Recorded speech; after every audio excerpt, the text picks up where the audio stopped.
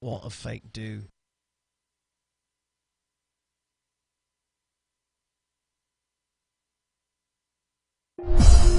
From Del Rio, Texas, Rob Wade and Robert Garza. Two guys who dive.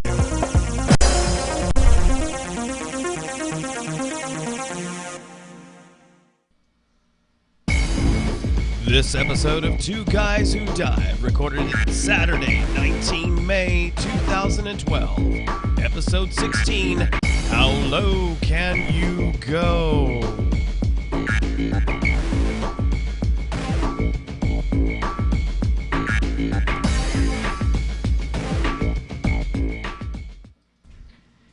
And here we are with another episode of Two Guys Who Dive. I'm Rob Wade. I'm Robert Garza. And we have a special guest with us today. Why don't you introduce yourself? Troy McGonagill. The one and only. The myth. The legend. Well, glad you could participate. This is our second guest ever on the show, which is awesome. Oh. So you're special. You're special. You're very special. I thought perhaps that wasn't going to be a special thing, but here I am. Number two. So, who does number two work for? This is going to be a crazy episode, I can tell already. So, we're running a little bit late today because just about everybody here was coming at all speed possible from all different directions. I spent today in San Antonio in a recording studio with the contemporary Christian band I'm a part of, Living Water Sound. We were recording some of the tracks to get ready for our second CD, which it's always fun doing studio work like that because you have all sorts of interesting situations that come up. And dude, he's like, I'm totally ignoring you. We're gonna get into this, all right? You notice that you're strategically placed between the two Lumia 900 owners. I gracefully pulled it from my pocket and laid it near. Yes, how convenient it is that it's. But anyway. It takes two to make one, so it doesn't really matter. Whatever. Oh, gosh. Oh, boy. So, but anyway, the studio was awesome. The guy who owns the studio literally built it from the ground up. It wasn't at first. I thought in the area that it was located, it was one of those that they converted like a warehouse or something like that and just remodeled it to be a recording studio. But no, he said, before I built this here, there was just a field, and then now a lot of places have been built around it. It was an awesome studio. I posted a couple of pictures up on Facebook. I actually saw the video you had. Oh, I was wondering how long it was going to take to upload. So I saw it on my drive over there to Uvalde. Oh, cool. Yeah, this morning. How'd you like it? It was interesting. You could barely hear the audio, but then again, I was on my phone and I was driving. Yeah, so, it's tough to really listen. Yeah, while you're doing that. But it looked really dark. Well, yeah, because the whole place. I mean, you talk about efficient. He's got like LED lighting everywhere. It's just it's a very comfortable environment. So it wasn't big bright lights. Now in the studio proper, where most of the the drums and guitarists typically are doing the recording, that's a lot more brightly lit. And then he's got it's really neat setup. The main recording area, of course, this big glass window that you saw in the video. Those who looked at it on Facebook, in that area, it's all brightly lit. But then along one wall are smaller rooms that have big window doors in them, where you can see into those rooms or into the main room from there. So one room had just a bunch of keyboards and organs in it. So typically a keyboardist would go in and record in there. Another room was, actually the other two rooms were typically used for like vocalists. So there really wasn't, they're very small, almost closet sized.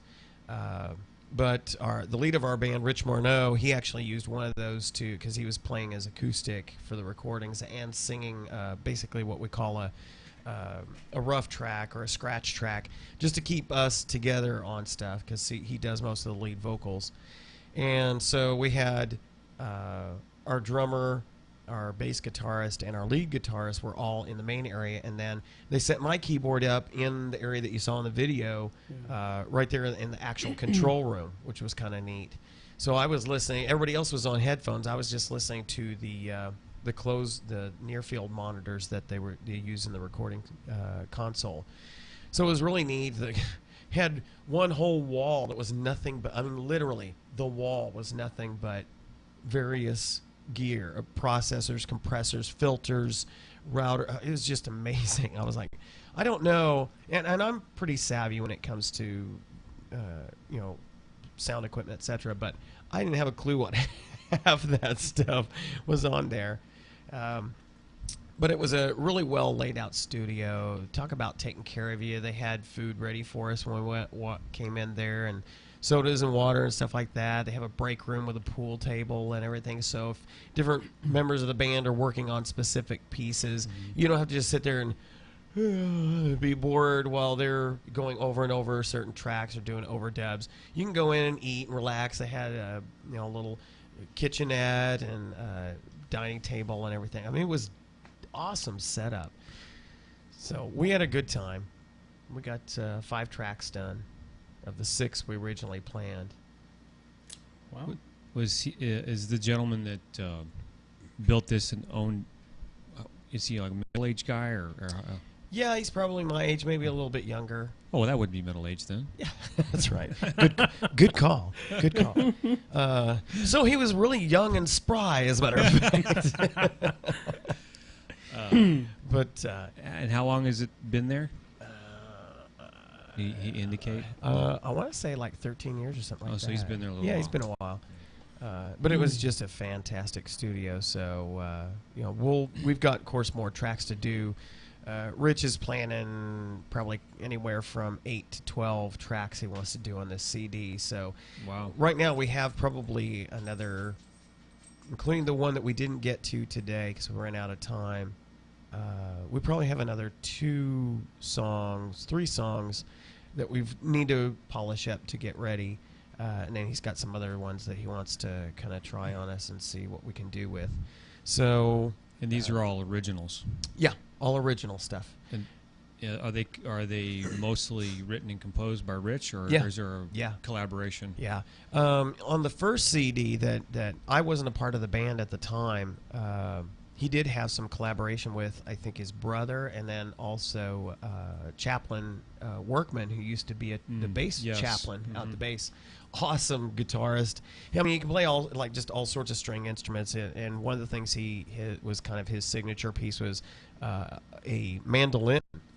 He could play a mandolin, and so that was featured actually on a couple of the songs on the original CD.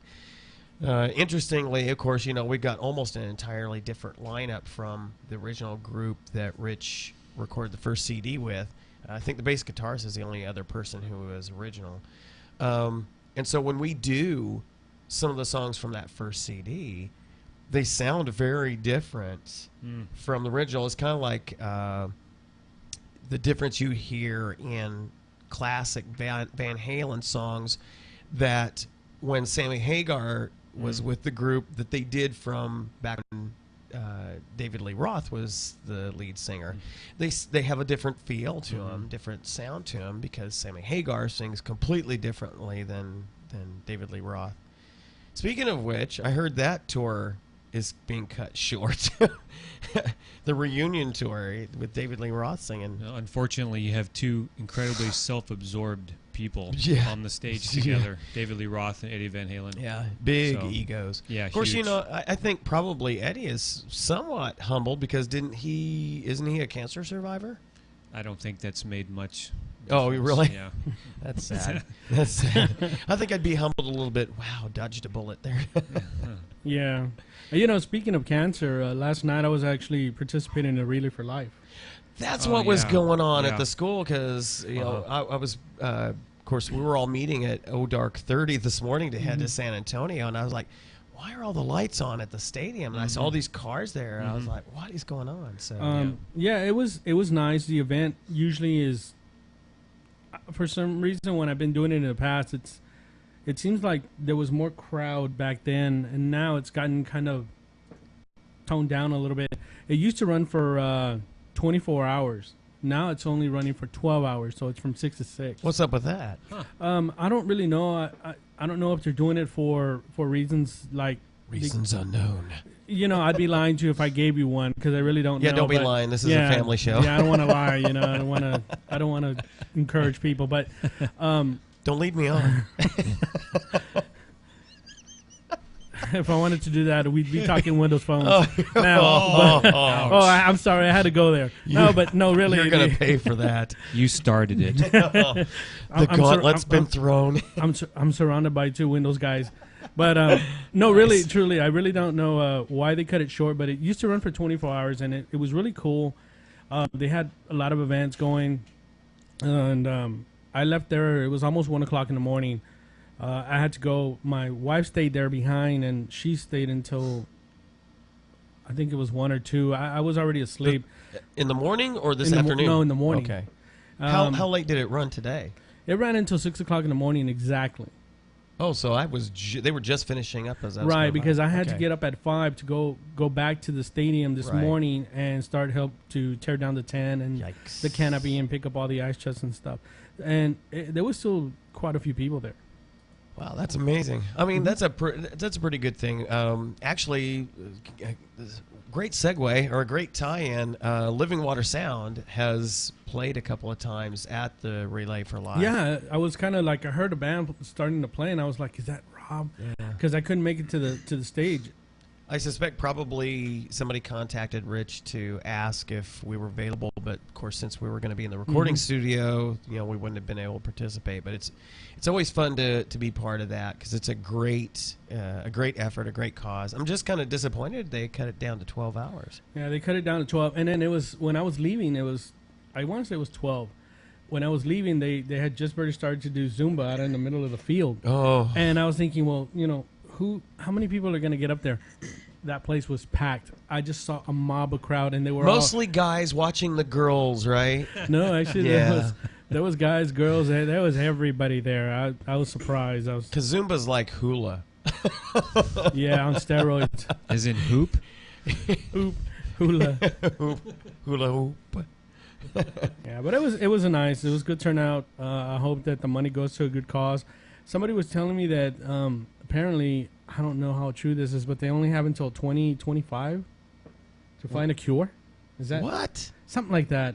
What did they stop doing Relay for Life? Is it the charter or something? We can't do it anymore. It's 2025. We've run out of time. Or what, are they going by the Mayan calendar or what? I have no idea. Somebody was telling me something about that. I don't know how true it is. I was gonna actually look it up, but I was dead ass tired. So I just wanted to kind of just relax and get some sleep, and then I had to wake up to go out of town this morning. So I was just really tired. So what was the story? Because interestingly, here I was all the way in San Antonio, and then you were halfway. I was halfway there. I was at the college taking a test. And then when you passed me, I was like, "Was that Robert?" And then I just saw you kind of looking back. I was like, "That looks like Robert." But then I was like, I got to get back to the house in time to do the podcast. So I was like, seriously, in a hurry. I turned off and took care of some business there, and then I looked back. I was like, I thought, all right, great, he'll be right behind me. And I think I was probably 4 miles out before I realized he's not behind me. I'm like, what? I turned around, dropped some stuff off, and then I actually went back to Whataburger, which is the cup you see in front of me.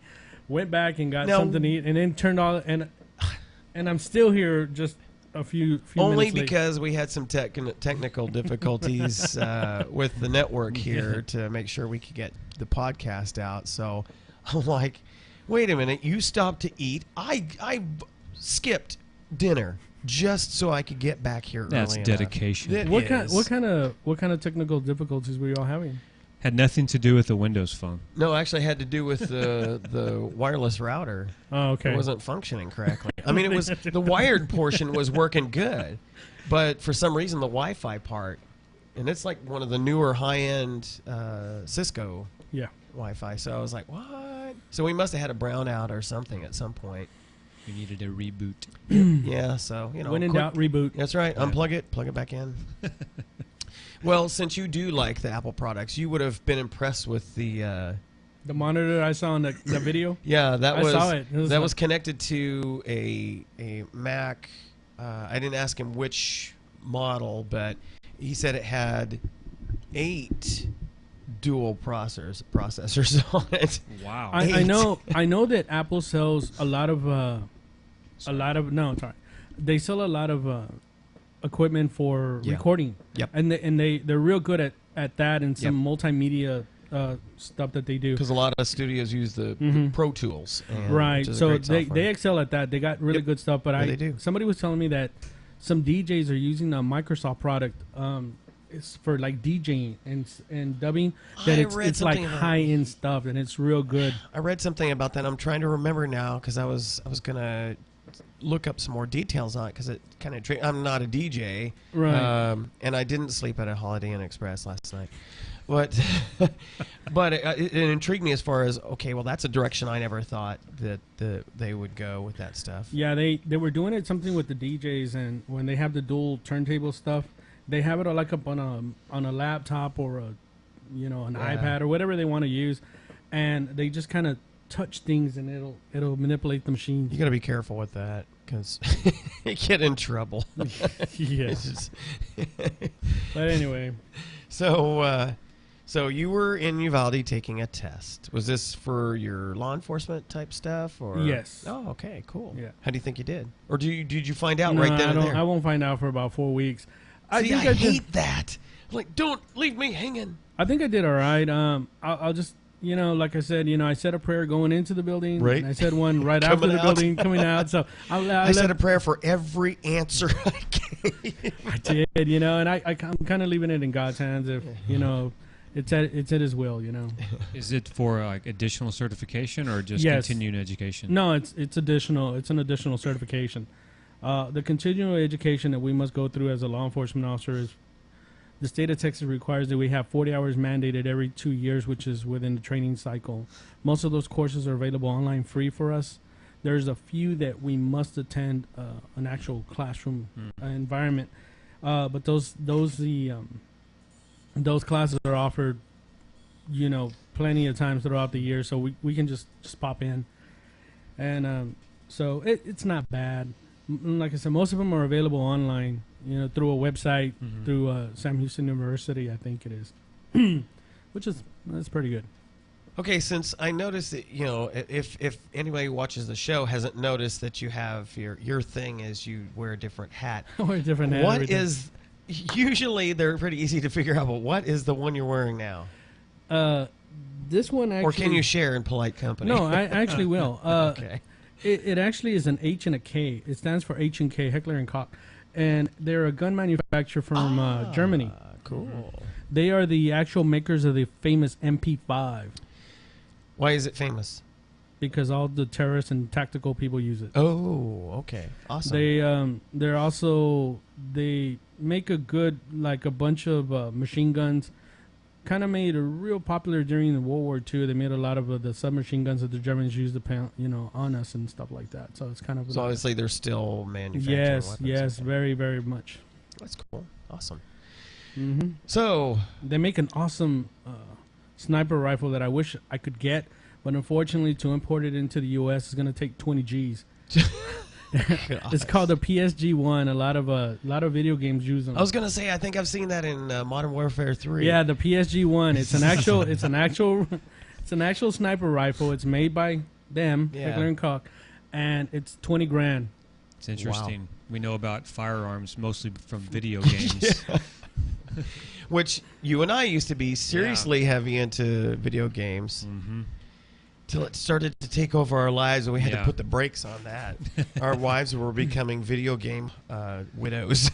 Yeah, they were in the process of learning judo or karate or something to keep us in line. I will break the mouse. Well, there's the thing about video games. They have this way of breaking clocks. Yes. Because I know I only sat down for 30 minutes. Uh-huh. Then I look up and it's 4 hours later. Because we used to do the Day of Defeat game. And then I went to Day of Defeat Source, which is, it's okay. And then started getting into the Modern Warfare 3. So, again, I've kept it under control, but I definitely like that game. It's well done. Mm-hmm. So what were you rushing when I called or when I texted you to say, hey, you want a guest on the show? Well, technically, I guess I wasn't rushing. You were because out of my behest. Yeah, I was coming to the rescue. Yes. So I didn't know if Robert was going to make it I guess we back could in classify that as rushing. time. Yes. No, we were at a friend's birthday party for their grandson, so we were celebrating 1-year-old. One magical Yeah. one. And having a good time, and then A lot of people show up? Yeah, it was good. Oh, cool. Mostly family. Yeah. Out of town folks coming to visit, and Wow. it was nice. Interestingly, one of the young men there, he's in the Army, stationed in Fort Knox. Oh, With so he gets to look at the gold. Yeah. he's stationed with the little boy's father, Oh, and interestingly enough, he's from Del Rio. what? Yeah, that's what I said. So he's got relatives here and from here, raised here, and some of his family still lives here. So that was an interesting conversation. Wow. Cool. And then I got the well, not quite an SOS text from you, but No faith, Robert. No faith. Well, when I look back, at first you were behind me, and next you're like nowhere, not even like slow rolling to Del Rio. I'm like looking, turned on my magnifying glass in my rear view, and you were nowhere back there. I was like, he turned around, or that wasn't him. And you hadn't responded to any of my texts. I'm like, he was being a Okay. safe driver. I was safe. No, But you you can check my GPS. I would say, no. Actually, you forget I'm commanding the Excelsior with the transwarp drive there. I just hit the. No, not even. This Up is your shaft. this is the what is it? It was The the country one, the one where Sulu was piloting it. Oh, okay. Undiscovered country. There you go. Yes, I lost my mind yes. there. Oh, I was actually working because before when Scotty was on it, this Yeah, is he- like going right over the heads of people who are not Star Trek aficionados. But the one where Scotty was supposedly working on the engines and everything. Yeah, which is kind of one of my quotes that I That's threw you right. earlier. Yep. The more complex, More complex. the easier it is to stop up the plumbing. Yep. Up your shaft. I love it. Yeah, that was a good Scotty show. Good show. was awesome. So, we got we just had our dive club meeting, which you weren't able to attend. No, I wasn't. And I actually, I accidentally cleared out my my Google Calendar by accident, so I didn't know. Gee, you don't have that problem with the Windows phone. Not at all. Yeah. Exactly. Don't have a problem with the Windows phone. Well, I actually cleared it out by accident, and I didn't even know that we had anything planned that day. Then when you text, hey, dive meeting, I looked and I was like, dun, dun, dun, dun. it's a little late. Well, he got perfect attendance for the six weeks, so they kind of gave him a pool party. And I figured, you know what, I'll go, I'll go, and it was interesting. Okay, since Leo Laporte on Twit This Week in Tech can have his dog on the show, I can have one of mine. Sure, why not? Say hi to everybody. This is. You switch to my camera here. This is Garza. She is our youngest, and she's going to lick my nose. You missed me today, didn't you? Yes, I did. A My talking dog. What an actor. Yes, we have 4. One Four of them, actors? Yeah, 4 actors. Yeah, we have 4 dachshunds. One of which is almost 19 years old. Poor guy. The old man. The old man still gets around. I tell you, Zeus. because there's food around. He's just like Mr. Excitement. And here he comes. As a matter of fact, come here. You're gonna have to get some showtime here. Come here. Oh, He can't hear you. He's nearly deaf. he's looking at you. He doesn't know what you want to do. He's like, He's tentative. He's tentative. All right, here we go. Here's the old man, and doesn't he look old? Leave me alone. I can't handle it. What, you kids with your newfangled devices? I'm ancient. I'm Zeus. I'm old. Put me down. I'm looking for food. I'm Zeus. I'm looking for food. I'll bark for food. He was barking at me when I walked in. No kidding. What's so funny is, I walk out the door and he immediately starts barking. Like, hey, come back here. You didn't get permission. So funny. We have an alarm system, but we don't need one because they're better than a doorbell. So we had... Dive meeting. We're basically talking about the fact that, surprisingly, Balmorhea State Park is back open. Oh, good. Back in business. For those who've been following the podcast, we'd been advertising, showing the dates for our upcoming trips to Balmorhea, and which is a great trip if you've never been up there, even if just to go camping and just enjoy the area. Even if you just want to swim and not dive, it's a great area. Have you been there, Troy? No, we're considering going on the next June? Yeah, I'll have to look at my calendar. The weekend of June 15th. It's a Microsoft calendar. Yeah. Notwithstanding the leeches that are in the park, Well done. the lacrimose leeches. Why did I eat so close to getting into the water? Why? Lacrimose leeches. There's a private joke between that and Tara, right? No. I don't know. You told her something, and she was like, "I heard it." Yeah. Well, it's because we love the movie Lemony Snicket's series of unfortunate incidents or something like that. It's a really good movie, and it's a good showcase for Jim Carrey. Oh, stop! What?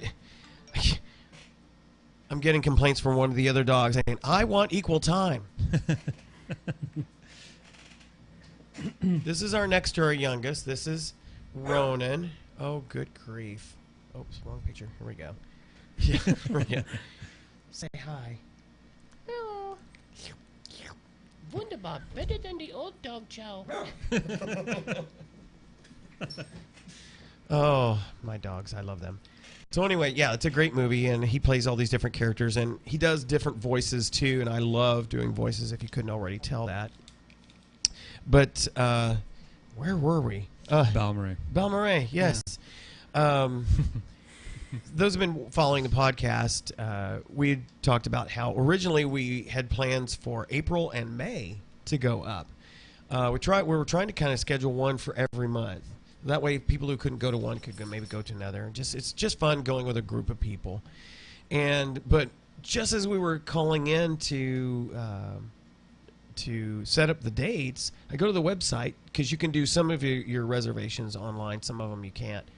And it had a big old post on their main page for the website saying that the pool was temporarily closed due to some swimmers reporting that they were coming out of the water with like rashes and itching and irritation.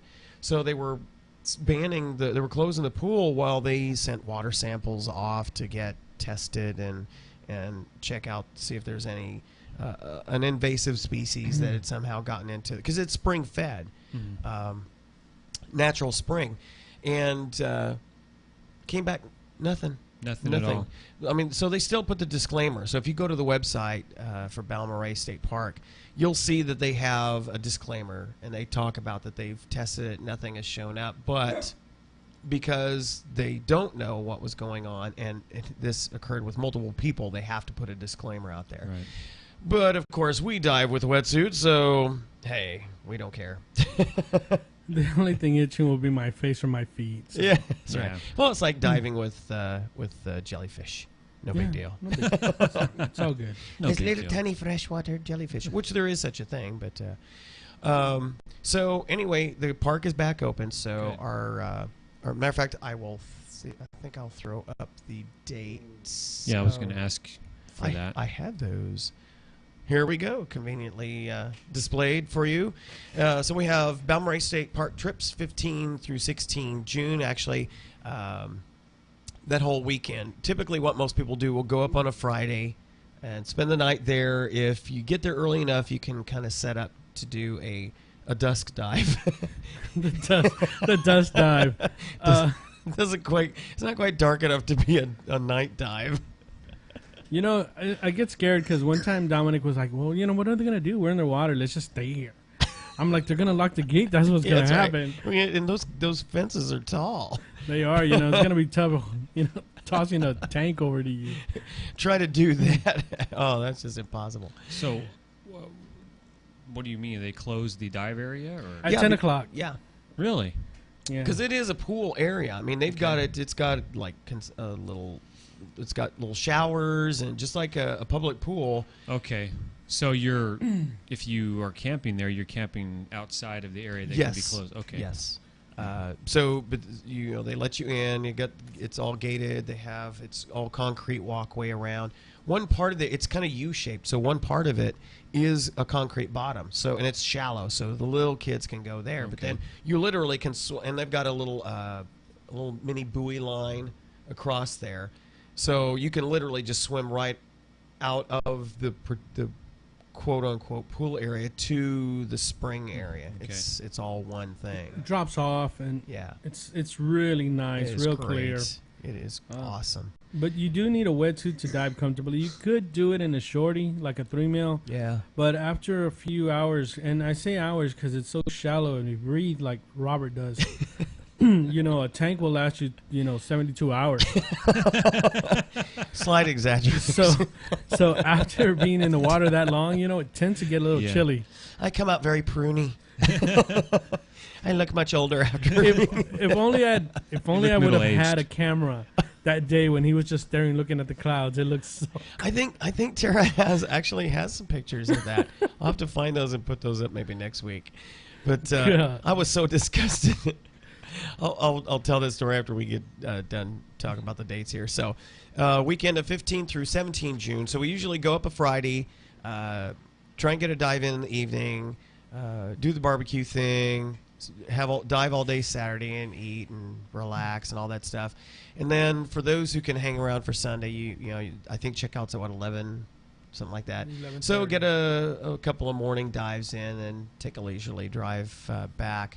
I will be bringing the dive trailer up, so for those who, while supplies last, so as long if there's people who part of our group that want to go but just don't have, as long as they have their personal gear, and I have gear to fit out, the scuba gear to fit them, I don't have a problem letting them use it, so I'll bring the trailer up there.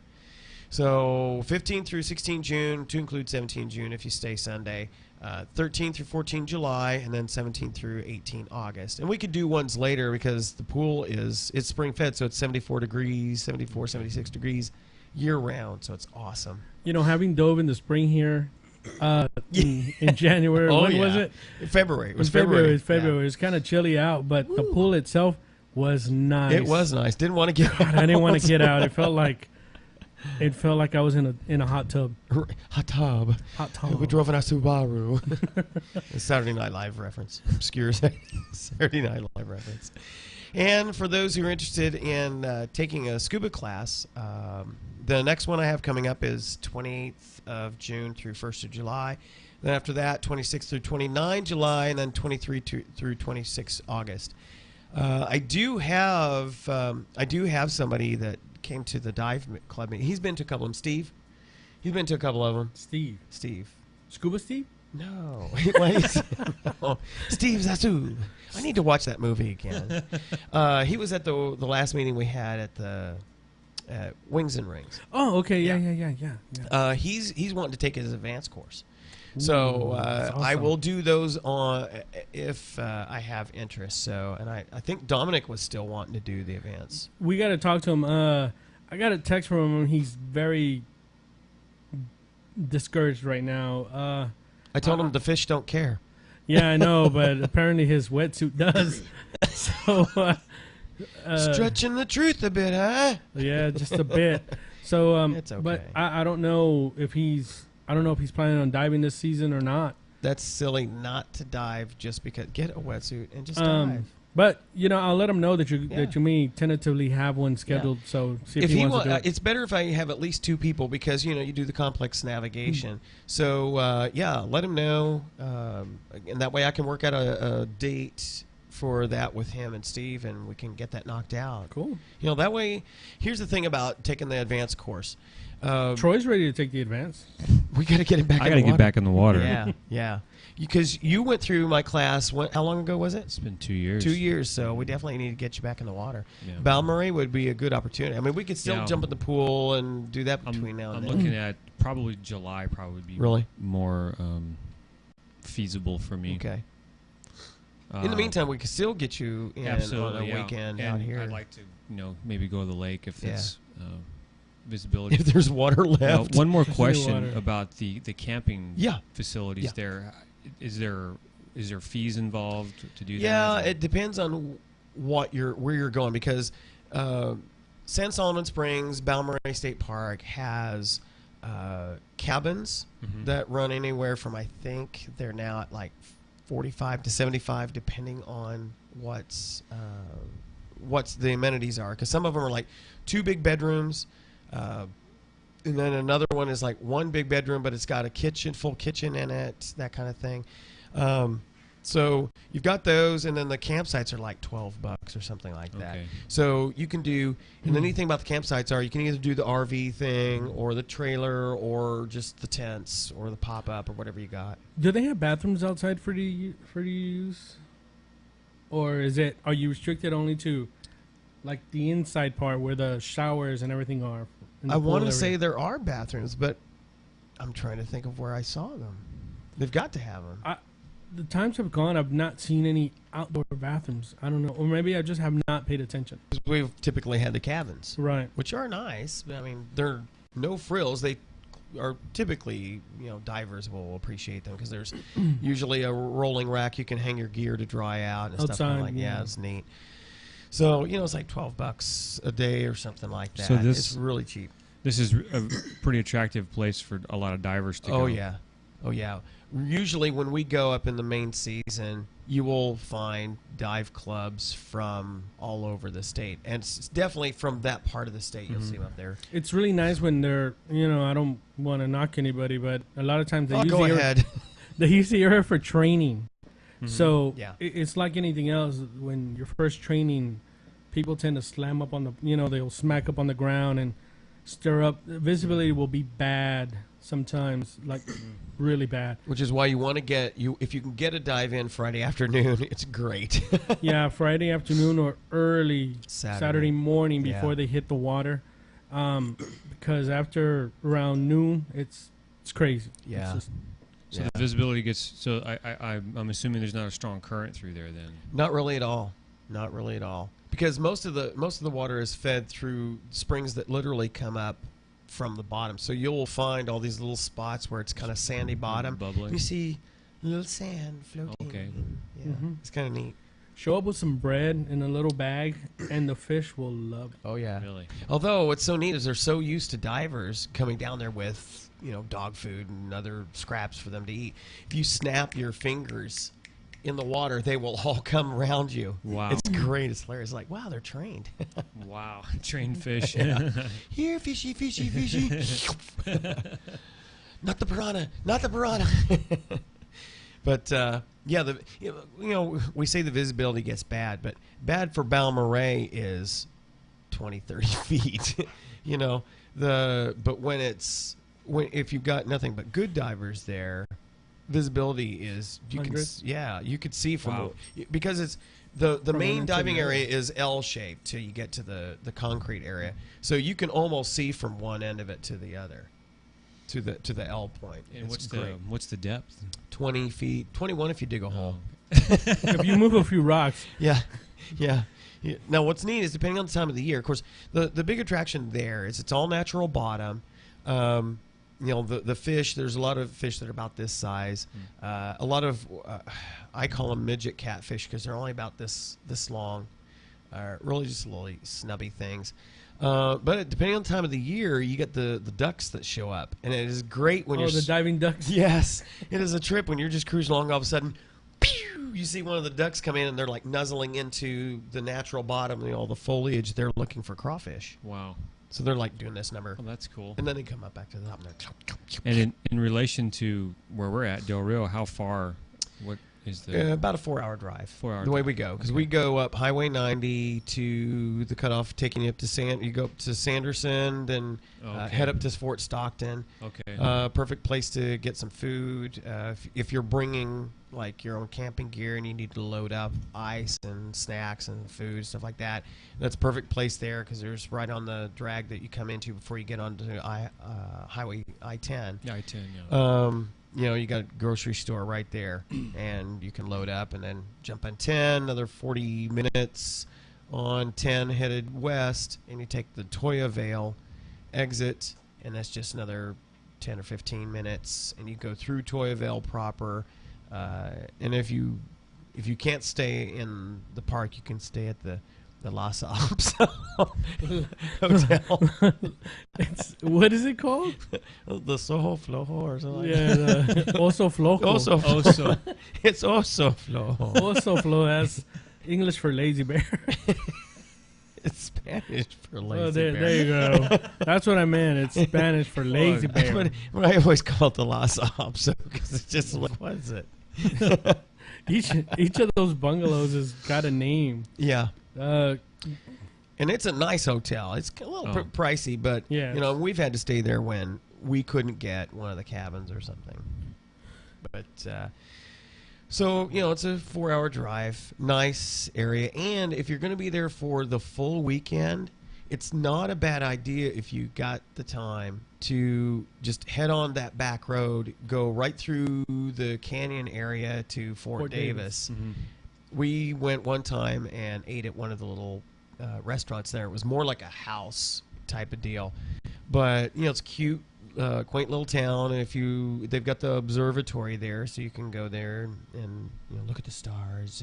Their little program. But the drive through the canyon there is beautiful. You see a lot of motorcycle riders going through there because it's just so breathtaking. It's Texas. We've got just about every kind of scenery you want, depending on what part of the state you're in.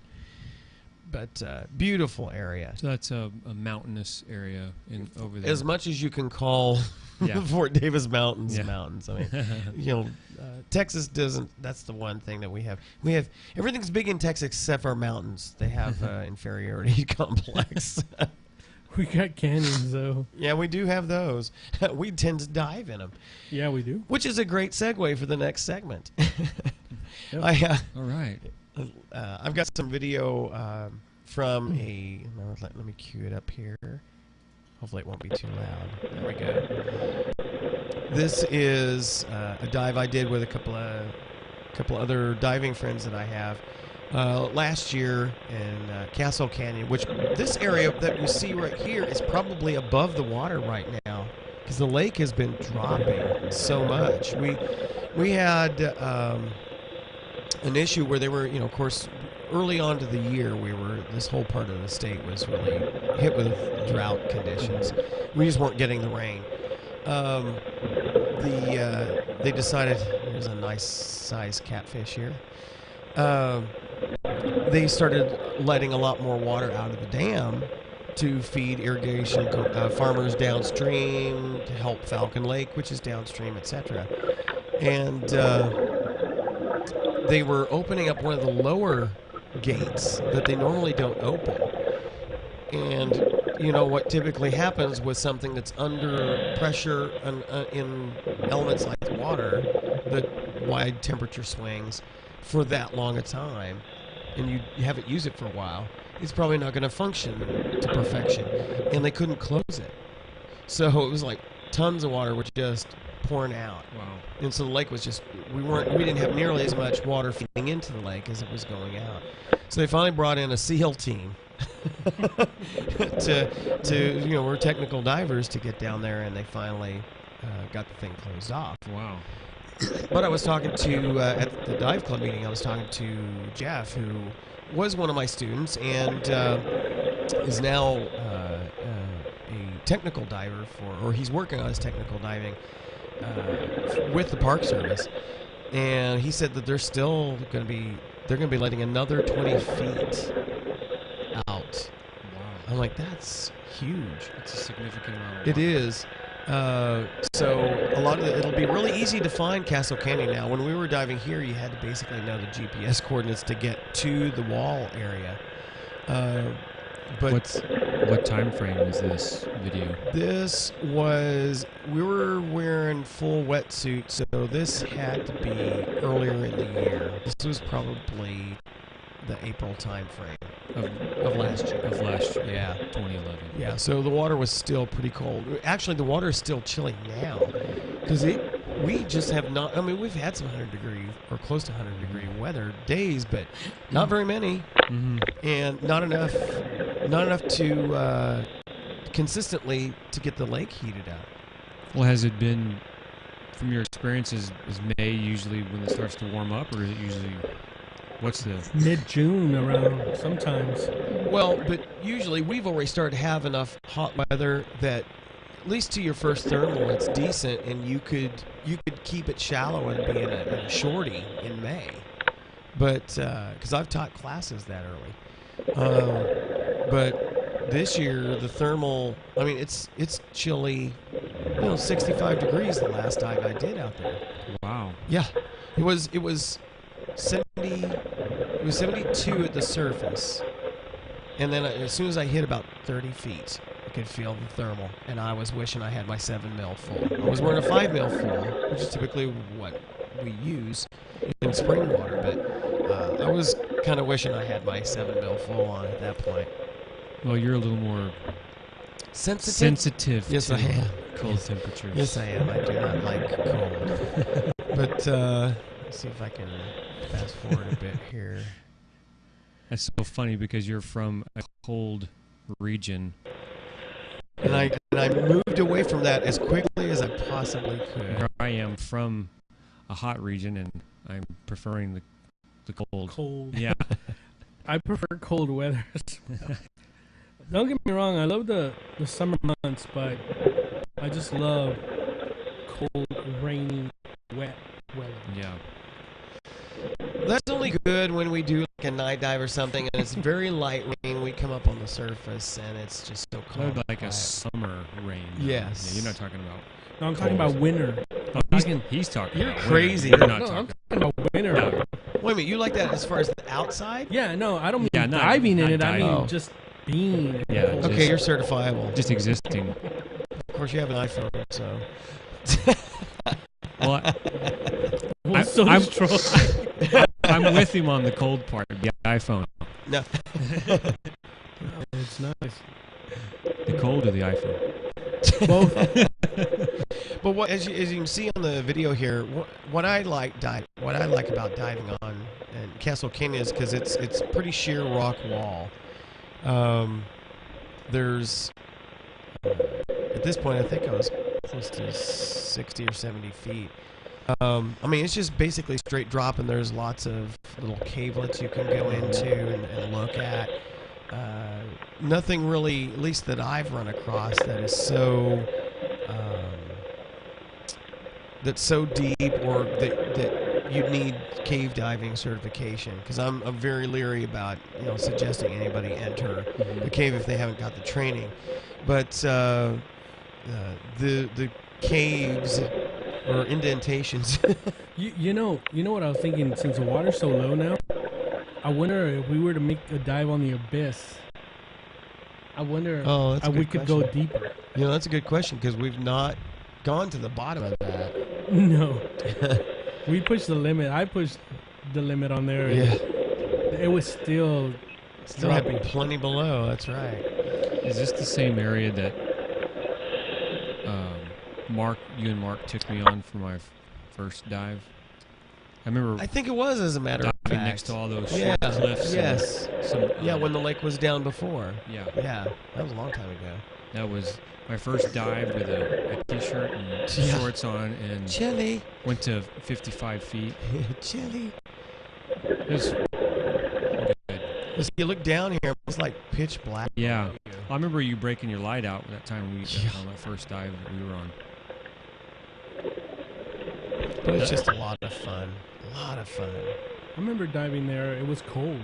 Oh, yeah. Were you Here we go, with- 78 feet. Were you with him on this dive? No, this was Mark and Ralph. Okay. Guerra.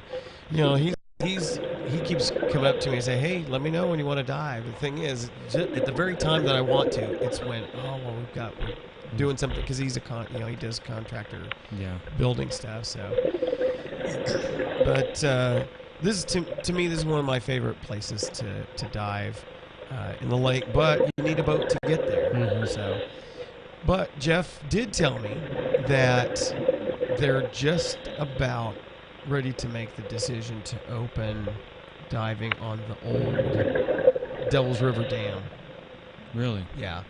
The history on that was it used to be open for diving, and it was literally open for diving. The control tower area where you could get in, there's stairways down to the interior of the dam itself to work, where the guys would work on the mechanics of it. You could access it. The problem is, a couple decades ago, I think it was, somebody was diving and didn't have the proper gear or certification, and he got inside there, got turned around, silted it up, which is always a danger when you're diving in a confined area, and he ran out of air because he couldn't figure his way out. And so the diver, they're at 92 feet there. Wow. Yeah, it was awesome. Cold, but awesome. But so the guy that went to retrieve the body, I think he said it took him 3 dives to get down there, to locate him and then get him out of there. Because you have to, as a recovery diver, you have all the same procedures you'd follow as a technical diver or a diver trained for wreck or cave diving, but with the added, of course, stress of having to find a body underneath there. So at that point, they applied some sort of barriers to actually getting in, and now, if up to this point, if they see anybody moored where the Devil's River Dam is, they'll bust you. But they're going to be, I guess they're going to be diving on it to check to see if all the barriers are still in place, secure anything that needs to be secured, and it looks like there's a good chance they'll go ahead and open up diving on it, which I'm going to definitely do that. We'll have to find somebody with a boat and go out there. I definitely want to dive on that. Yeah, I agree. That'd be awesome. So I think at this point it's time for your commercial, isn't it? My commercial. Yes. So let's shift gears here a little bit. So what are you going to talk about? What are you going to convince? What are you going to hawk on our viewers? We have this. We started this little segment about doing a commercial, and it started with Robert doing a commercial on his Seagold. I love it. Yeah, and it does work great. So we've been taking turns talking about different dive, whether it be equipment or a website that might be useful for a new or existing divers, accessories, and just different things. Well, one of the things that's real crucial, and we've been talking about different types of equipment that it's a must. You have to have it. If you don't, then you're a very careless diver. If you don't, one of the things that that's right, we tend to dive with is a dive knife. So it's very important that you go down there either with a knife or some type of dive shear, something that can get you out of getting tangled or doing something. If you get caught in fishing line, where we tend to dive here at the lake, there is a lot of fishing line, and that's so true. We tend to have to cut ourselves free or possibly cut a buddy free. So I am going to be talking about it's actually a deep sea product, and it's the what? What? I'm getting bombarded here with Windows phones. They're mocking me. No good dye knives. You'll survive. Yeah. You don't have a picture, Robert, of the dye knife? I do. Would you like me to bring that up? Let's go and bring that. Let's picture go with up. the commercial image here. Let's go with the commercial. Here we go. image. How do you All right. like that? Is that good or what? That's awesome. Wow. That's awesome. There different types of knives. They you guys. Okay, I'm gonna try to keep a straight face here because I know this is gonna be on YouTube. They have different types of knives, and they've been in the industry for a while, for about 3 decades and counting. They have different types of knives. They have the lock extensions. Normally I have this on my iPad, but I was rushed out of town, and I didn't get to do it, so I'm doing it on my phone. That's okay. All right. And they come in different sizes. If you look at the picture, there's some that have like a blunt tip, and that's for picking at things so that you don't break the tip of. But don't pick at scabs. Right, don't pick at scabs with those things. And don't pick your nose either. They have a serrated top, and they actually have a little notch to where you can actually cut line with it. They have different variations of the knives. They actually attached some of the ones that the one that I use attaches to my BC. It can attach to actually the power inflator hose, or I can actually buy a strap that I can attach it to my leg. But the knife that I have is kind of small. If you look at the picture, in the middle you have two knives. It's blue and yellow. Those relatively attached to the leg. And they have a tank banger at the back. The little silver knob that's on the back of the knife that actually is a tank banger. 2 weeks ago, I actually demonstrated a shaker that's actually a signal device where you can use a knife to tap in the back part of the knife, or you can use it to tap on rocks. Don't encourage hitting coral with it because you'll damage the coral, but it's actually serves as a signal device, like a signal sausage. Don't even go there. Okay, well, episode 13, right? Signal sausage. Signal sausage. I'm gonna add that to something. Anyway, really, really great knives, really inexpensive. If you need to dive, I recommend this knife. They go online for about $30. So really good, really, really important tool to have. What? And this is a serious question. What are the pros and cons of where you have your knife? Is it just personal preference, whether you have it on your BC or leg That's strap a good question, That's a Troy. very, very good question, Troy. Actually, it's diver preference. There's really no place. Accessibility is always the key. You want to make sure that you can get to it real quick. Normally on the BC jacket, it's relatively quick to get to, either right or left-handed, depending. One of your arms may actually get tangled up and you can't move it, so you can go ahead and just grab it with the other arm. You want to keep it to where it's accessible with both hands, whether one be restricted and you can get to it with the other one, or vice versa. If it's on the leg, then you might not be able to reach all the way down. So I recommend diving with 2 knives. You can carry one on your leg and one on your jacket. It's redundant safety equipment. That's right. You can never go wrong with it. The more the merrier. Awesome. Do you dive with 2 knives? I do. And Robert does Well, as well. actually, I dive with 1 knife and a set of dive shears, which I might use that as my commercial for next week. Dive shear, we call them dive shear, but They're the EMT shears. Yeah, they're the EMT shears. Okay.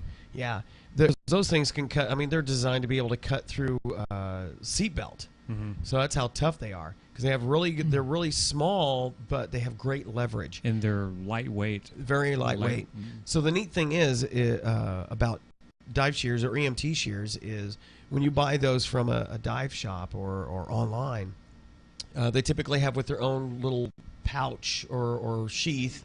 So you can either put them in your BC pocket, which is where I have mine, or you can strap them to a D-ring on your BC, any number of places. So I carry 1 dive knife, which is immediately accessible. So I use mine's got a sharp tip, but for those who are afraid they might puncture themselves or Their BC. The worst thing you could have happen is you'd be trying to cut yourself free, from a fish line, and you pull the knife out and you cut yourself free, and then you try to put it back in the sheath and you go, psh. So you will be buying a new BC. Do typically the dive knives, does the sheath or the holster have some sort of clip that holds it in place? Or? Yes. Yeah, actually, the one that I just mentioned, they have different variations on their sheaths. These are actually, they lock into the sheath themselves, and they all come with with a sheath. Yeah. And they lock in, and they come with different retention devices to where you can either put it, like I said, on the leg, Right. on your jacket. Typically, they're a little different, so not all BCs have that feature to where you can actually attach one of these knives to it. You may have to modify the jacket a little bit, Right. or put it actually on one of the The strap, straps. which is where mine is. A lot of the Aqualung BCs actually have the grommets right here on the left side. Right, and the newer ones have it on both sides. Oh, really? So yeah, Awesome. so you can be on both sides. Well, the locking mechanism that actually holds the knife into the sheath, how do you disengage that typically? The knife that I have actually is called the squeeze, and what you do is you grab the actual handle of the knife, and with your thumb and your Forefinger. your forefinger, you go ahead and just squeeze it, and then you just pull it straight out, and then when you're gonna put it back in, it just locks in there and snaps in. Yeah. Okay. Yeah. Others, as a matter of fact, let me pull up the image here. The one he was talking about, she says the squeeze. I think that's this one, the upper left. Yes. Okay, so it's kind of hard to see in this image, in the upper left of the image here. This one, right by the right where the handle meets the blade itself, is typically where you can squeeze the sides and it will compress the locking mechanism. That's how mine works, is similar to that. Still others, if you look on the upper right, that one looks like it's got a thumb release on the sheath itself. So there's probably a notch in in the blade, probably the back of the blade, that locks against this mechanism on the sheath. So you'd press it, and it would let you free. It would free the blade to slide out. Right, and then the one in the middle towards the bottom, the release on that is actually it's a finger release, and Right there? exactly right Okay. there where you're. Which they probably can't see the cursor, but if you're looking at the lower image, what looks like a little yellow or greenish yellow button right below the handle. Right. Yeah. You push that, and that push releases the knife. Yeah. So it's on the sheath Yeah. itself. Actually, I have that knife. I'll bring it next week Okay, so that cool. you can actually see it. Cool. It was a gift from Robert. It's so sharp. I'm afraid to actually use it because Just don't poke me. I'm afraid to stab myself. Razor sharp. It'll cut paper like It's like a nothing. Ginsu. Yeah, it is. It is scary. If you ever need to cut a tin can, you're in Do business. it. That's right. And then cut a tomato with it. I could kill Jaws with that thing. I think we'll need a bigger boat. What would now you may have said this and maybe I missed it, but there's the blunt tip and then there's the point tip. What, Right. It's Robert, actually you said that you have a pointy knife. Why do you have that Pointy. versus a Because I used it in Day of Defeat. No. pokey and pointy? Pointy. Because you can use it for piercing something that you actually need to pierce underwater, and obviously you wouldn't be typically attacking fish or something like that, but there might be necessity of actually using it as a defensive mechanism. So obviously if you're trying to use that to fend off something attacking I you, see. since Aaron and I do get to at least every other year, if not every year, we do go diving out in the ocean. So there's a lot more menacing sea life out there than we have in Lake Amistad. Yeah. In fact, there are no menacing animals in Lake Amistad. Except for the alligator gar. They just look menacing, but they don't care. No, they leave you alone. They run away. They really Yeah, do. well, it's user or should I say diver preference. A blunt tip, you run the risk of not stabbing yourself or hurting your gear. Right. The only thing you have to worry about is cutting something. With the actual pointed, you run the risk of stabbing things. But Yeah. like Robert says, there's pros and cons to it. It just depends on you. So it's best to have two. So Exactly. I was One just and going one. to say that Yeah. might be the answer. Maybe carrying two knives. Right. If I Serving. remember correctly, Mark, he liked the calf, the old school calf mounted. He was side. he was the one that had the sailboat, right? Yes. Okay, yeah, he's the one that that I went with to Yeah. dive the ranch house Yes. and Castle Yes. Canyon. Yep. Yeah. Yep. So they're in New Mexico? I believe so. Yes. Hopefully they're watching the podcast, which we're actually running late on, but that's not a surprise. We got started late, so. And it's our show, so we can do what we want. We don't answer to the FCC or watch them bust in the door right now. Stop the podcast right now. No. He's got the iPhone. Unless you have a blunt knife, then you're okay. Got a blunt knife. Mine's pokey and pointy. But He's got the iPhone. yeah, that's right. He's got the iPhone. We're innocent. We have the Windows. So we're quickly coming up on the release of the release preview of Windows 8. Here we go. Yep. You ready? I know you're going to probably I'm try ready. it out. I know you're probably going to try it out just to see what you can do with it. As a registered beta tester from Microsoft, I get all of the software. So yes, I will be trying it out. But the neat thing is, this beta test has been even from the developer preview on has just been basically open, which is kind of unique for Microsoft. They normally don't do in the past. They get people to volunteer, and I'm actually a beta tester for their Microsoft Security Essentials, which they just sent me an update, so I need to install that and see how that works. I'm just not allowed to actually talk about the how it I'm works. on the Windows in the Office. Oh, cool. Now, aren't they doing something significantly different with Microsoft Essentials? Yes, in fact, it looks suspiciously like the Windows Phone. Yeah, I heard there was going to be more of an integrated. Yeah, that's the beauty of it. It really works well, at least so far. It really works well with the consumer preview.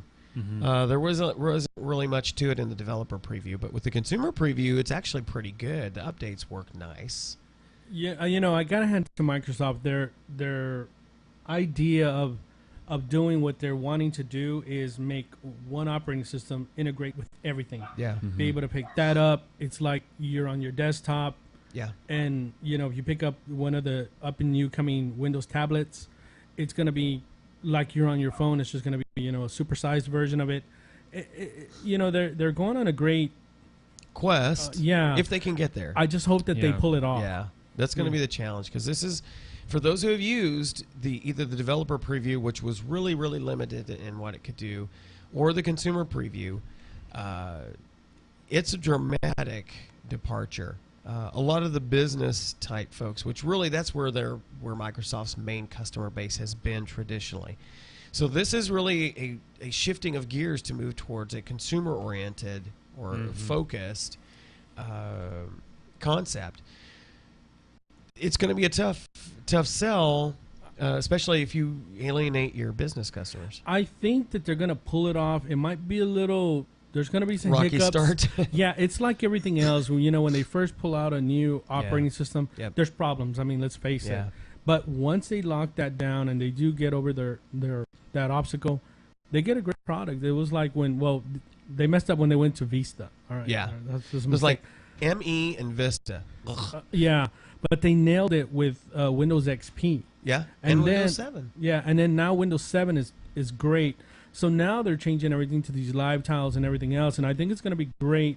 But I know that it's going to have its share problems, and yeah, they're going to scrutinize it and everything else. But I know that when they get it done, it's going to be working perfect. It seems to me that as you stated earlier, the business community has been the main focus for Microsoft Right. from the beginning, and now they're wanting to breach that other world that Apple's pretty much dominated. Right, at that this Apple point. has dominated at this point. So you've got literally a generation that is that market they're trying to break Right, into. right. So there are the old school guys like us who are What? well, but Speak for yourself. we're flexible. That's right. We're willing to change. We're not curmudgeonly. yeah. But you have this other generation that has that consumer mindset, as Right, it were. right. The less of the business, more of the other functions that they're looking for. That's what they're trying to hit. And as Robert was just saying, I think they're moving in the right direction to capture that market. They're going to maybe create some waves with the others. Oh, yeah. But there's a bigger market with, I think, with more revenue available. Potential revenue, Yeah. exactly. You know, I would think that they would be really stupid if they didn't already think about the business aspect of it. You know, if they release this, I'm pretty sure they're, you know how they always done, you know, they do like a customer version, and then you have the business version of things. I would assume that they're going to do the exact same thing in this. Funny you should say Yeah. that. I was just reading up from one of the Microsoft sites. They were talking about the SKUs. They had like 8 different SKUs for even Windows 7, but they're basically going to have 2.5 SKUs. There will be Windows 8. And there'll be Windows 8 Pro. Windows 8 Pro will have the features like you can log on to a domain and some other global policy controls, Right. the typical network type stuff. Right. I don't want to like throw everybody off who's watching, but you have the home version and you have the business version. Business versions usually give the network administrators a little more control when it comes Right. to the operating system. You know, restricts users from doing certain things. Right. You know, and I'm sure those of you that work either at the school or in certain businesses, the government, Yeah. you're restricted from doing a lot of things. Well, that's why you're restricted for a reason, because they don't want you to mess things up. Right. And because once you start messing with things, it's people like Robert will show up, or you know, a technician, and we And we will smack you down. right. I will cut you. I'll cut you. So that's why they're there, and that's why there are usually 2 versions. Gives the Yeah. the network admin a little more control. Most people don't use the Pro. Yeah. It's the Yeah. nerd behind the screen that's doing all that stuff. That would be me. Yeah. You know, just Yeah. all 3 of Well, us pretty here much we are. fit in that category. Now, the half version I was talking about. that was my curious. That is now obviously this is going to be this just in. Oh, somebody commented on Facebook. The big thing that they're going for is being able to jump into the tablet market. Right. Now, this is really another case of day late and maybe a dollar short, in that the iPad has really been progressing nicely, and you're starting to see some businesses kind of making changes to the way they run their networks to actually provision iOS devices into their network. Typically, that's been only the domain of the if for non-desktop devices would be the BlackBerries, because they're very business oriented, or Windows Mobile / Pocket PC devices, because they traditionally were easily inculcated into the domain. But the iPad and the iPhone have become so prolific that they've been working with, obviously been working with Apple to get those to work. But, they realized, we've been in tablets longer than Apple. I mean, they actually have. It's just that until the touch interface became the way to use them, it was try and fail, because we've had a number of Microsoft Windows tablets at the base. You really need a stylus. Yeah. Which there's advantages to that, but obviously that's old school now. So they needed to try yet again. Well, they finally hit on an operating system or an interface with the Metro style with the Windows Phone that seemed more like a more obvious reintroduction into tablets. It's like, okay, because basically that's what Apple did with iPhone. They took the iPhone, took the iOS, and said, you know what, we can tailor this to work with a bigger screen. And it's been wildly successful.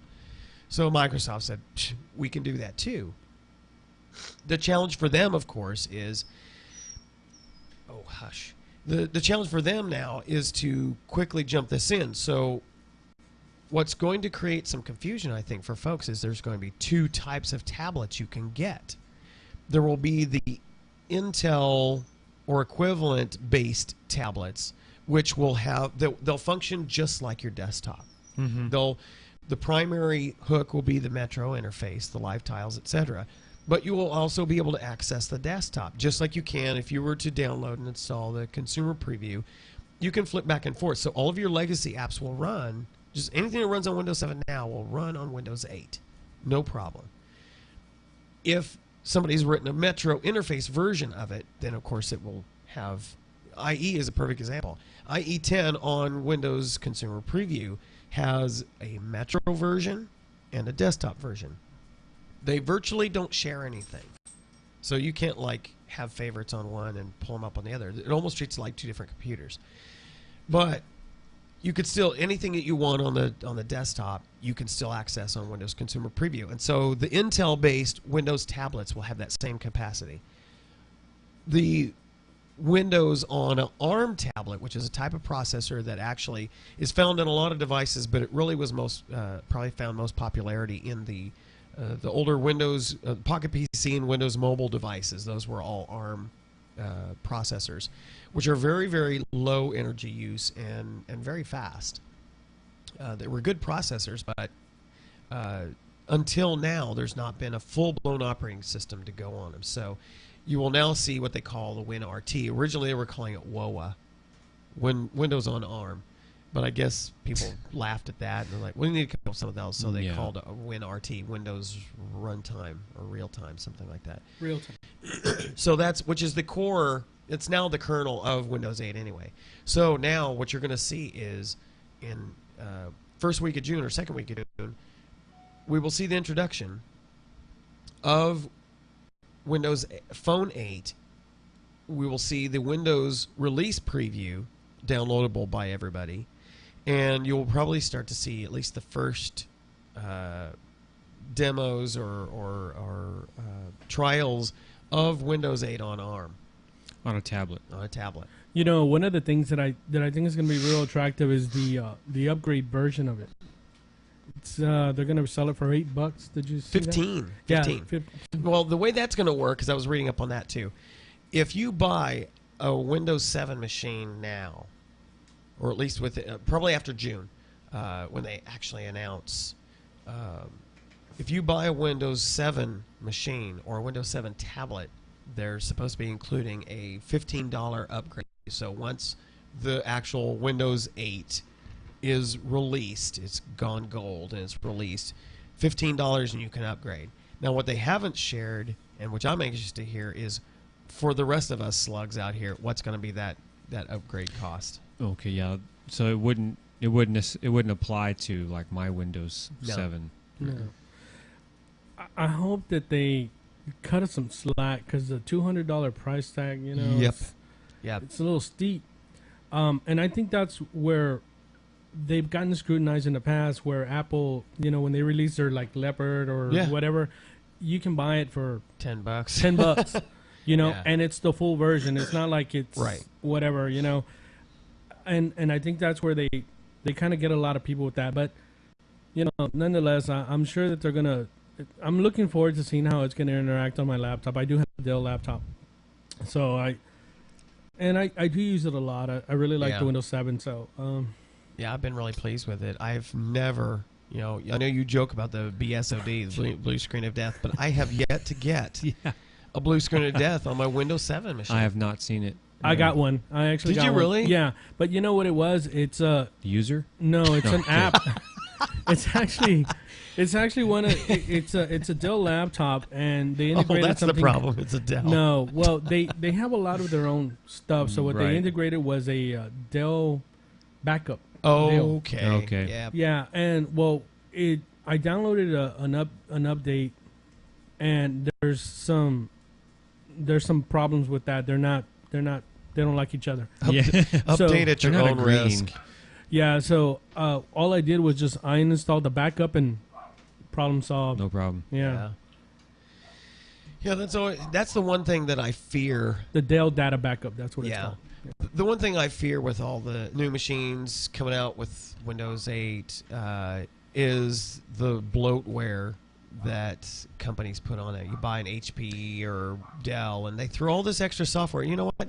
Don't put any of that on there. Yeah, I go in and delete it all. Yeah, I do too. You know, I've bought Dell laptops, and I always call and I tell them exactly what I want on it. I don't want this. I don't want that. Yeah. I get exactly, and maybe I just have to uninstall a couple of things.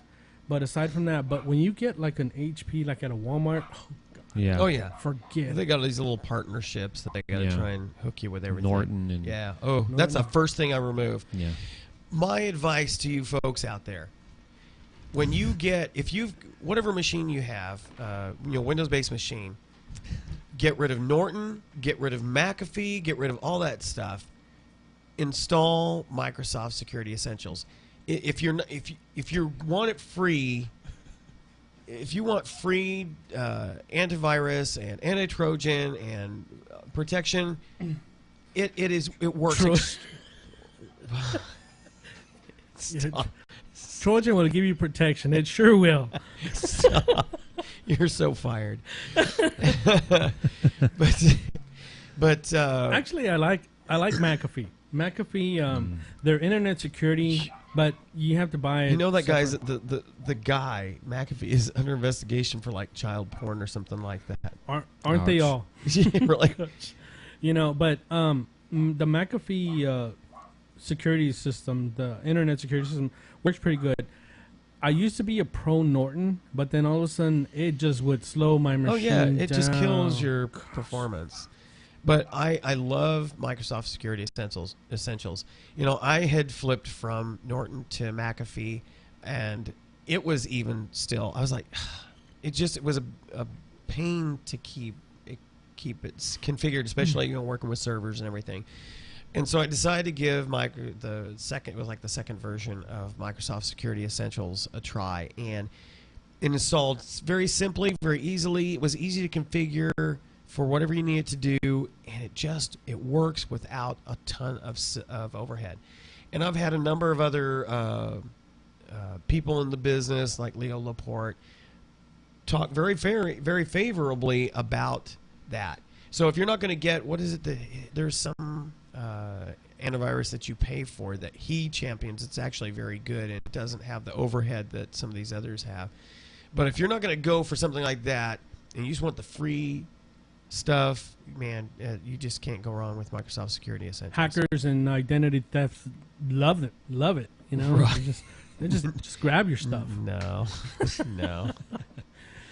No, actually, they grab from all the people who don't want to mess with any kind of antivirus, and so they leave themselves open. That's just stupid these days. I honestly got to, bitch about that. If you're going to computer out there, please put something on it, whether it be not your coat. No, not your coat, but some type of antivirus, some type of protection. Yeah.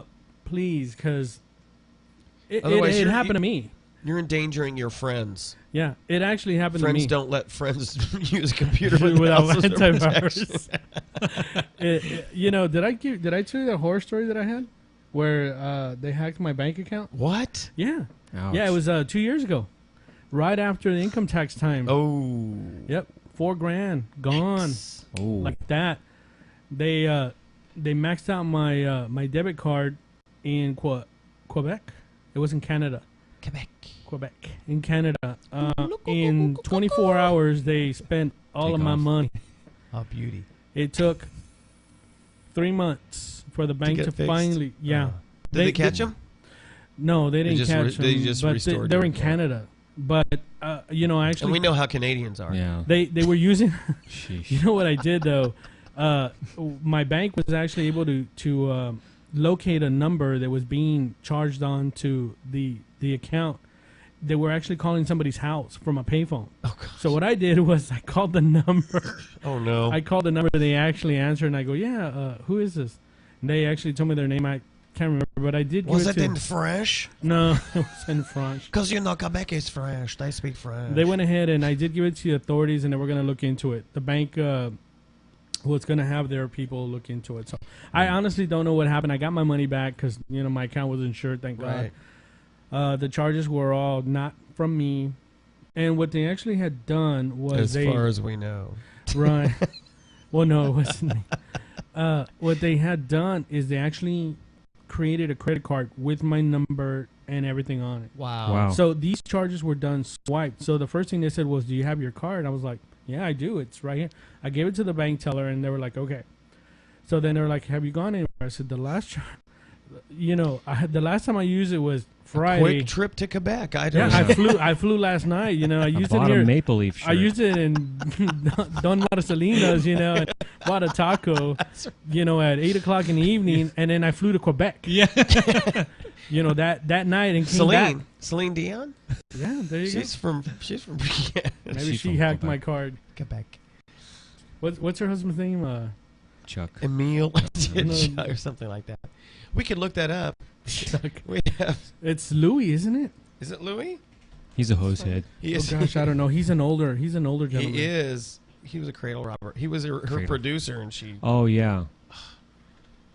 Look It's it like up. he walks around with a cane, and he can. Well, I don't think he can walk anymore. Another security issue that I see all the time is wireless networks, unprotected. Mhm. Oh yeah, drive around Del Rio. And you can buy, anybody can go buy a router and set it up now, but they have There, Renee. That's his name, Renee. Renee. Anjalil. Anjali. Anjalil. How old is that guy? He born in 1942. 1942. So Ouch. I think that's when my mother was born. So he's the same age as my mom. Wow. Wow. And she was born in 68. It looks like. Yep. 68. Wow. She's just a kid. Something like that. Okay. Okay, so I think we pretty much. Oh, since we were on the topic, Windows. Yeah, I just want to share a could little go bit more of my on. ongoing war of words, one-sided, of course. My war on John C. Dvorak. I was watching my buddy. your buddy. Yeah, we I had was- dinner. We had dinner in Uvalde You're right. today. Yeah, Yeah, he's. I would. Yeah. He was yet on another episode of This Week in Tech, and again, just spouting ignorance about Windows 8 and Windows Phone, and it's just amazing how somebody that's really as intelligent as him and as well read, well versed in technology, just because clearly he hates Microsoft, but the kind of things he says out of just sheer ignorance, not even he makes these claims about you this and you can't that. I'm like, wait a minute, I wished I were on the show, because I'd be like, hold that thought, whip out my Windows 8 tablet or Windows 8 desktop or Windows 8 phone or Windows 7 phone and show him he's talking out the side of his neck. I hate it when somebody tries to talk with authority and just malign something without actually at least having some sort of experience in comparison with it, and just making a flat out. It's one thing to say your opinion. That's cool. I have no problem with that. But when you say something that's taken as fact by people, Yeah. that's when I have a problem with it. Qualify your statements to say this is your opinion. Mm-hmm. Say you hate it. Okay, that's fine. Because For whatever reason. Yeah. Everybody has good reasons I may not think they're good reasons, but everybody has reasons for liking or hating something. But don't just put it out there, especially when you're considered or looked at by a lot of people as an authority on something, and just say something blatant like it's true and it's not. I'm like, oh, that's a blatant lie. What is he? Is he? I'd have to go back desktop, to the podcast. or is it? He was talking about both, because most of the folks on there are Apple users, and they like their Android phones typically. But he truly is a curmudgeon. He really is. I've actually, some of the things that I've seen about him, because I didn't know about the guy until you mentioned him, And so you had to go. I just kind of looked dig to up see. dirt. Well, I mean, I wanted to see because I hadn't heard of the guy, and he rubbed you wrong. I was kind of curious to see what he did. Well, I've quickly found out why. Everything he says about Microsoft, he's just bashing them. Yeah. But I haven't heard him say anything about Apple. I mean, that he's this. Every once in a while he does. I mean, he's at Android. least- I mean, I have heard him say stuff Yeah. about Android. Read about Android stuff. So. Yeah, he's more fair with Android and Apple products. If they have something in the latest podcast, he was talking about some issues with Google and how they're doing certain things or have changed stuff with Android, and he didn't think that was smart to do it. But when it comes to Microsoft, he just matter of fact, they were talking about the Windows. He thinks that Windows 8 is just going to fail completely. He just was spouting off saying win RT was like win real turkey. I mean, he was just coming out like Yeah. a list of things he was using RT for. Those are the voices that I quickly tune out because to say that it's going to completely fail, oh, really? Come I'm on. not even saying that. You Yeah, know? you know. Yeah. Well, I mean, I- look at it this way. People are going to buy. Eventually, you're not going to be able to buy, unless you specifically request it, a Windows 7 machine. You will buy, if you buy a computer, a gonna have PC 8. type, it's going to have Windows 8. Yeah. Yeah. So, you know, it will succeed as far as it's going to succeed. The one positive I like to draw out of all this, even with our friendly Banter. banter with our fine iPhone friend, is the fact that all of this competition Yeah. creates a better product Absolutely. overall. I think For all platforms. it creates more thinking, better ideas. So I say keep going with it. I'm still going to stick with Windows, but yeah. let iPhone do what they're going to do, and let Android do what they're going to do. You know, and I got to say this live on this podcast. Uh-oh. No, Robert Wade and I don't hate each other. No, we don't. Okay. Not at all. I started getting quick text messages. Do you guys hate each other? Yeah. No, we don't. You know, I've known Robert for quite a while now, and I consider him one of my best friends. Which, like I posted, you know, if you know me at all, that says a lot because I don't call people, you know, I have a lot of acquaintances, but I don't have people that I call friends. Yep. I'm really, really picky. No, it's true. And yet he's got Same an here. iPhone. You know, and I got an iPhone, you know. Yeah. So, yeah. you know, I pick my friends carefully. So anyway, Good. but no, you know, all this talk and Troy kind of got in on it a little too. It's all just, you know, friendly. It's just fun. It's just fun, but I am, like I did say, I'm all tech. I'm 100% tech, whether it be Windows, whether it be iOS, whether it be anything.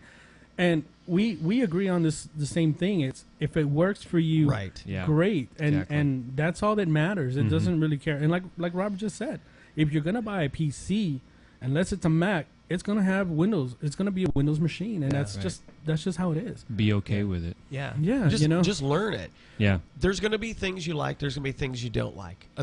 When they started going to the whole ribbon concept with Office, I was like, ugh. Yeah. Because I liked my menus. I was Yeah, used to my same. menus. Mhm. But now I've gotten used to it. And I wish they do more with that. I think there's a smarter way to do the whole ribbon concept. And I suspect that's where they're going with Windows 8. It'll be interesting to see what Office 15 on a Yeah. tablet looks like. Mhm. And there's projected tablet releases, isn't there? Yeah, Aren't- as a matter of aren't fact, August. well, actually, I think the first ones are going to start to roll like September. And- I thought I saw that. Who's Was it Toshiba? Okay, I was just gonna say who's producing. I think everybody is. I mean, Really? everybody's already. they're all jumping in. They are all jumping in. Matter of fact, Nokia has said by the end of the year they will have a tablet. I'm like, if they do, and it looks anything like this, I'm going to get one of those. I mean, I love the way this is. I've dropped this so many times, and I mean, it's. Yeah. This That is well made hardware. But then Composite they, material's good. yeah, well, they've done well. Did you see the video? Man, we're so over time. Yeah, I know. Did you We're gonna see be that? here all night. Yeah. Have you seen the video where somebody took a black Nokia, took a hammer and nail, and just started hammering onto the screen? No. Nothing worked. It was fine. Really? And then he turned around and used the Nokia phone as a hammer. He hammered a nail into a piece of wood. It was fine. I'm Wow. like, you've got to be kidding. First, I wouldn't try this at home. No. No. But I was just amazed that he did it and that it was fine. These are not suggestions. You're just No, absolutely. But it just shows you, even if this is like Nokia's last stand, you know, I did see that and seen that. even if this Nokia's is their last last stand. stand, they've done well with the hardware. What? The hardware is brilliant. Why would it be Nokia's last stand? There's They're losing a lot of money right now. Really? yeah. When you shift all of you, when you put all of your eggs in one basket, which it was before, Symbian was their platform, They their took a hit. OS. They took a hit. But you know, they when they decided to shift, because they got into the smartphone market way Way late, late, yeah. way late. So That's it really true. came down to they were either going to go with Android or they were going to go with Windows Phone. That was their only option, really. Now They chose Windows. they I see. did. The reason behind it is arguably smart. and there's still people saying you should have gone. Even former CEOs and stuff like that have said you should have gone with Android. Here's the downside of that: there is such a glut of Android devices. Every week you see a new device that's the new big thing. I'm like, okay, so that's in a week. That'll be not the new big thing. And there are so many out there of different manufacturers, etc., that they would just be another drop in the bucket. Their only shot, really, was to take a chance on an operating system that hadn't permeated enough that they could put their resources that were considerable behind. And so far it's paying off, but it's that shift. Yeah. It's that shift. They have contrary to a certain person's assertion that it's all propaganda. They actually Internet propaganda. Yeah, right. Yeah, you gotta clarify. They have actually in the Chinese market, they have actually the Nokia devices have propelled Windows Phone above iPhone. Still got a long way to go to catch up to Android, but it actually has gone ahead of iPhone. Not by a lot, but it's to have pulled that off in a quarter is pretty remarkable. And in a few other European markets, they've done that. I think in Germany and a couple other of the bloc nations there. And they've, for the first time, Windows Phone has gone from barely registering 1%, and now they jumped to 3%, all because of the way Nokia has pushed this. And now, if you go into an AT&T store, whereas from the original launch of Windows Phone, where they tried to, if they showed you the phone at all, they tried to steer you away from it. The workers did. Now they're doing a pretty good job of promoting it. I mean, now you say original launch from 2010. Windows Phone, the original. Yeah. No. Okay. So they've put in a lot of resources to turn this around, and they've been ramping up their production of the Lumia 900, and it's still flying off the shelves. Now it needs to fly off the shelves in numbers like the iPhone does and Android does in order to really grab the market share. But they've already passed RIM. RIM has been just on a fast track to walking out the door, and so we're seeing those two shift now. So really, Windows Phone at this point is a pretty solid third in the market. It's a distant third to iPhone and Android, but it's working. The thing where I think a lot of people are actually really knocking the phone and saying that, iOS is better, and or Apple or the iPhone is better and stuff like that. When you look at terms of cost, these things are not cheap, right? by no means. I mean, the lowest one is $200. It's $199. Yeah. As to where you can get that phone right now, I think with a 2-year contract for $49. Yeah, that is a great deal. It's a is great deal. So when you look at it, but there's still people throwing out those $200 for the iPhone, and not getting that. So to me, I'm just kind of curious. Yeah, I kind of rant about it a lot, because I like getting Robert, upset. Yes, you do. I like seeing his long posts. It gives me something. It gives me something to read at work, which is why I do it. Because there's not. I'm reading all these, these posts on Facebook. Well, I'm starting dinner. I'm prolific. I'm doing lunch. Exactly. I'm prolific. And then he just comes out with these long, epic stories. So I like to read them. And I'll always do around 11 o'clock, 11:30, and that's because that's when I'm outside and the kids are out to lunch. That's funny. So it gives me something to do Your for downtime. 2 hours. That's my downtime. But no, they are good phones. I hope that Nokia didn't make a mistake by that. It's slow and moving. Yeah. It is a sharp looking phone. Not to say that the aqua color doesn't look bad, but I prefer the black one. Yeah.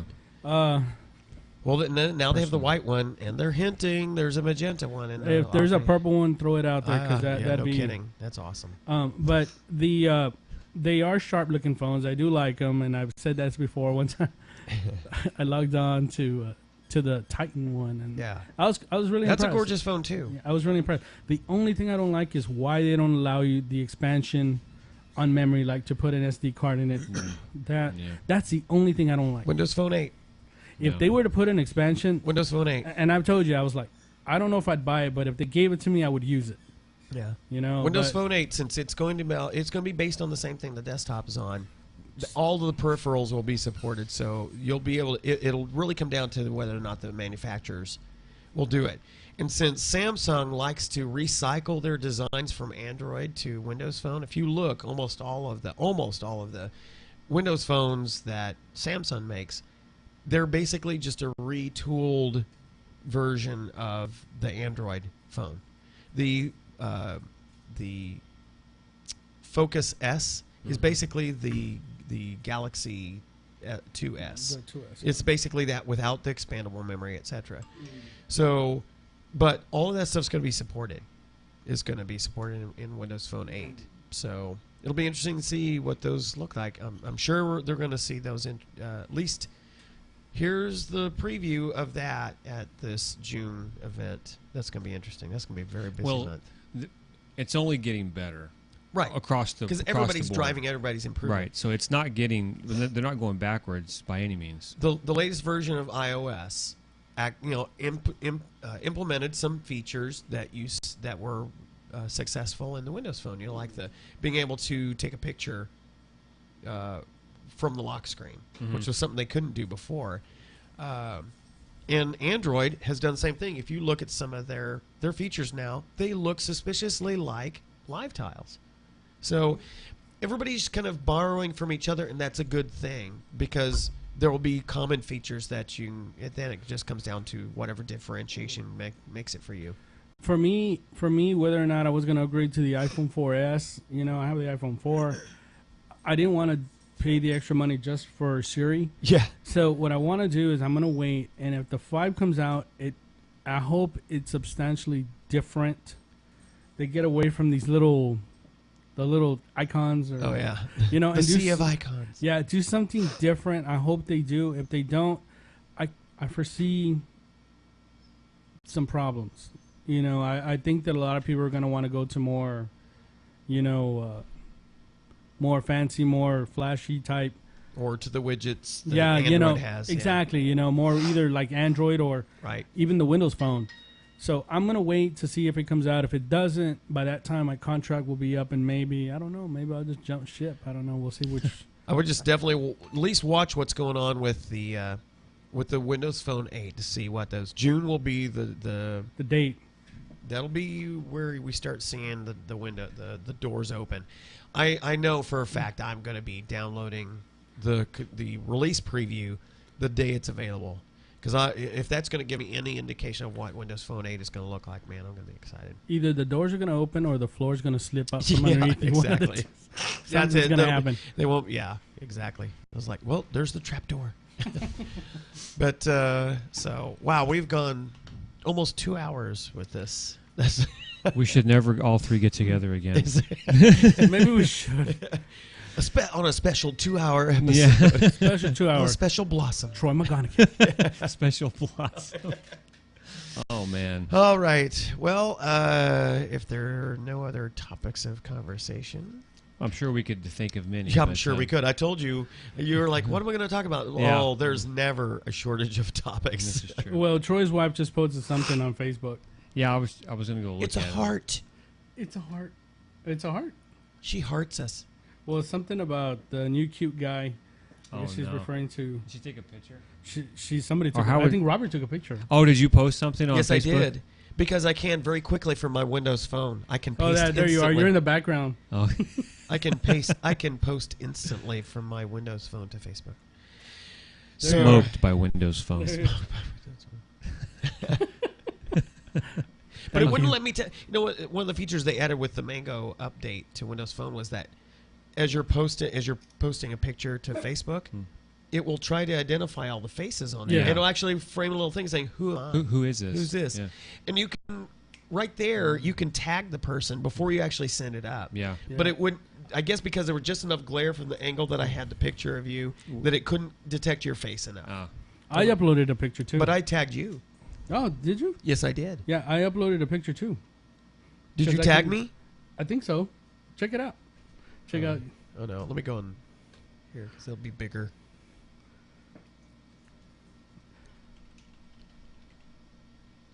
Spelling is fundamental. That's not me. No.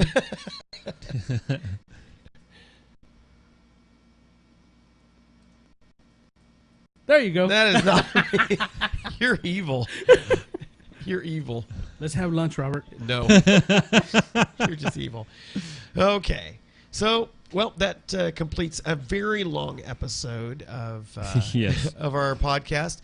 As always, we invite you to stop by our Facebook page, Del Rio Dive Club, or go to our website, delriodiveclub.com. And you can also check out Scuba Bob's Twitter access or contact him by email there. And, of course, there's my information. You can contact me there as well. Follow both of us. Yeah, Follow the please, the discussions and the arguments that we get into. That's always worth some coffee talk right Yeah, there. you know, Coffee. always coffee. You know, we started out with these little debates about just different things, and now even Troy got in on them. You know, which is great. You know, just We spread the wealth. We share. we share. You know, We're not please, exclusive. please, We're you know. equal opportunity naggers. Amongst friends. I like the way that was put, Robert. And so the bromance continues. Yes, it does. Romance. All right, so we just thank you all for checking out the podcast. You can always go to our YouTube channel and download the podcast from there. Also, we post those up on Vimeo or whatever you pronounce the silly thing. So either of those places, and of course, ustream.tv/channel/2-guys-who-dive. Wow. Yeah. And that's like 4 dashes. In Yeah, case. so like, because we're very dashing people. He's a drummer when Oh, you I'm need it. telling you. We need Okay. that sound effect box. So until next week, we will see you on the next episode of Two Guys Who Dive.